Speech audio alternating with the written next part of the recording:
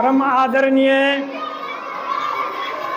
इस 78वां स्वतंत्रता दिवस समारोह को अध्यक्षता और संचालन करने वाले हमारे विद्वान शिक्षक और इस विद्यालय में बहुत हमारे विद्वान शिक्षिकाएं और विद्वान शिक्षक लोग के सामंजस्य से यह समारोह स्वतंत्रता दिवस उत्सव के रूप में मनाया जा रहा है। ये 78वां स्वतंत्रता दिवस यानी हम लोग 77 स्वतंत्रता दिवस मनाते हुए 78वां दिवस को हम मना रहे हैं। 78वां दिवस और विद्यालय परिसर में हम मना रहे हैं। हमारे शिक्षक को याद होगा कि जब देश आज़ाद हुआ था, पूरे हिंदुस्तान के अंदर में किसान मजदूरों के बीच में कोई भी विद्यालय नहीं था। महात्मा गांधी भी इंग्लैंड में पढ़ने के लिए गए थे। हिंदुस्तान में शिक्षा का दुर्दशा, अंग्रेजों का शासन था।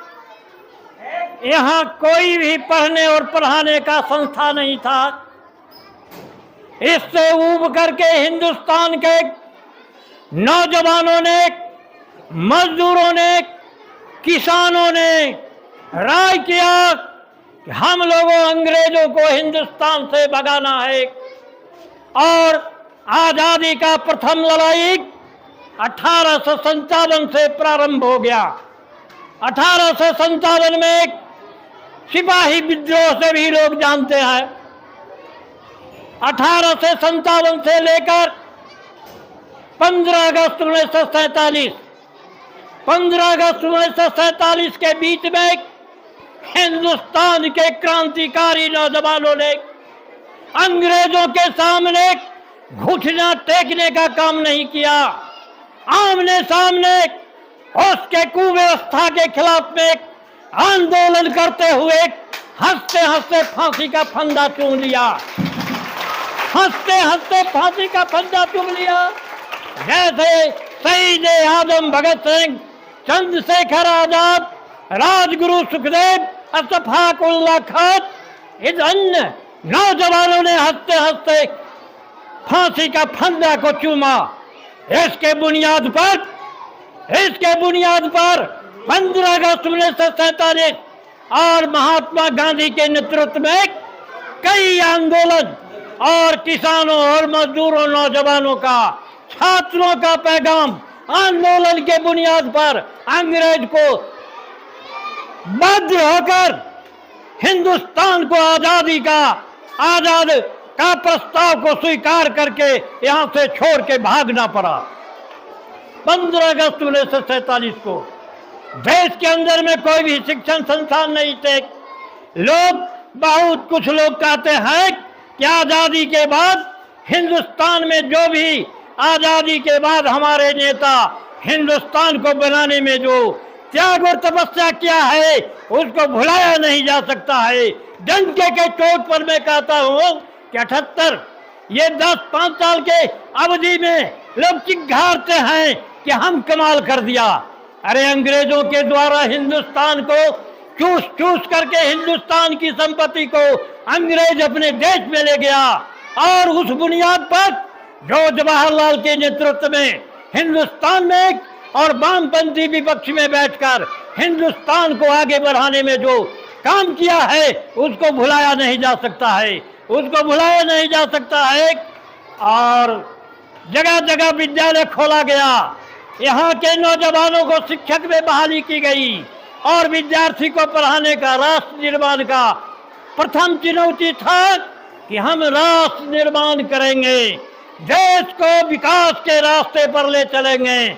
उसका एक ही एक ही तत्व है कि हिंदुस्तान के अंदर नौजवानों और बच्चों को शिक्षित कर आगे बढ़ाने का काम हम करेंगे। वो जवाबदेही हमारे शिक्षकों और शिक्षिकाओं के कंधे पर है। राष्ट्र ये भावना से हम वेतन पाते हैं और इस स्कूल में पढ़ाने के लिए 8 घंटा आते हैं। राष्ट्रीय भावना से अपने बच्चों को अपने बच्चे की तरह मानते हुए उसको कितना पढ़ाइएगा, जो अच्छा से अच्छा पोस्ट पर देश के अंदर में जाएगा उसका शिक्षक बुनियादी होगा। और शिक्षकों को हतोत्साह होने की जरूरत नहीं है। लगातार संघर्ष और विद्यालय में अनुशासन लागू हुआ है, लेकिन विद्यार्थी बहुत है। और अनुशासन चैप्टर तमाम स्कूल में विद्यार्थी को पढ़ाया जाएगा कि जो अनुशासनबद्ध घर तक जाना है और घर से विद्यालय में आना है, और स्कूल में पठन और पाठन करने के कड़ी में किस अनुशासन को पालन करना है, इन तमाम बिंदुओं पर शिक्षक और शिक्षिकाएं अपने क्लास में विद्यार्थी को एक चैप्टर निश्चित रूप से पढ़ावे। जो विद्यार्थी जो अनुशासनहीन है अनुशासनबद्ध रहेगा और आपका विद्यालय का नाम पूरे प्रखंड में रहेगा। हतोत्साह होने की कोई जरूरत नहीं है। अरे जिंदगी पंथ है मंजिल की तरफ जाने का, जिंदगी गीत है मस्ती से सदा गाने का, मौत आराम से सो जाने का बदनामी है, जिंदगी नाम है तूफान से टकराने का। हर मुसीबत को जो फूल होता वह तल सकता है, जिसके आवाज पर फौलाद भी हल सकता है। ये मेरे बहादुर शिक्षक शिक्षिकाएं और बच्चों, आप चाहेगा तो हिंदुस्तान का काया पलट सकता है। इन्हीं शब्दों के साथ आप तमाम आदमी और इस आज़ादी लाने में जितने में वीर सुरमाओं का बलिदान और शहादत दिया है, उनको इस विद्यालय परिवार और पोषक क्षेत्र के तमाम अभिभावक की ओर से उन्हें हम हार्दिक श्रद्धांजलि अर्पित करते हैं। और इन्हीं शब्दों के साथ अपनी वाणी को विराम करते हैं। इनकलाब जिंदाबाद, भारत माता की जय, जय हिंद।